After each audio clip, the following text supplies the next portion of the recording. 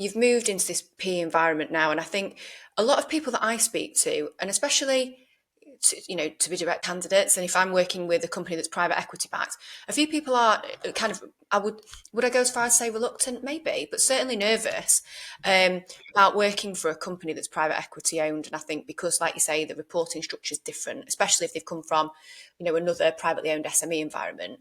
But what are the positives of working with a private equity backed company, especially in the SME space? Yes, I mean, I had no experience of what PE really meant before I joined Technocraft, Were and I you think it's nervous also about worth. that? Yeah, I was because I'd heard what little I'd heard Mm, was they're going to be there's going to be loads of pressure. There's going to be really really tight time frames for achieving certain things, and that wasn't my experience. There is a requirement to perform. of There is a course. need for high performance, of course. Mm, Um, and I'm sure my experience of PE will not be the same as everybody's experience of PE because the model that I'm working in here is slightly different. It's more of a holding company, and there isn't a fixed time frame that there isn't a cycle mm, really.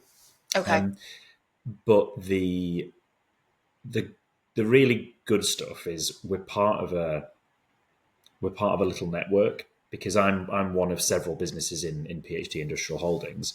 So the bit that was really attractive for me when I was interviewing was they said you're going to come in if you're successful you'll come in, but there's other people doing what you do in these other businesses around the group. So there's a network of people you can talk to, and you'll bring in new ideas in, and you'll be able to contribute that to other people. But you'll be trying to fix something, and somebody else has already been there and done it, so you can you know reach out to them, talk to them about it.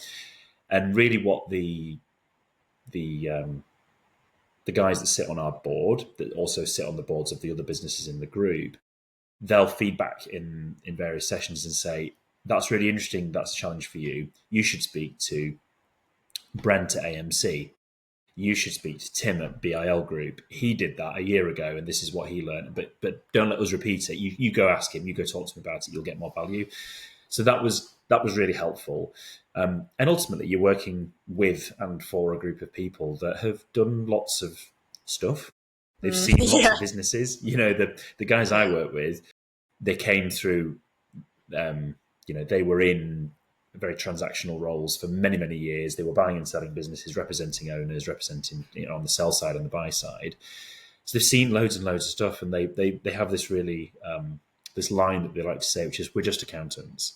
But they're just accountants that have spent 30 years looking at businesses in great detail and actually understand loads about it. So you're sort of walking into an environment with lots of experience Mm, that, they it's really clear where the expertise sits. So they're looking for me to have a commercial view, and they've got a mm, financial view, and yeah. between the two of us, we can figure it out and push it forward.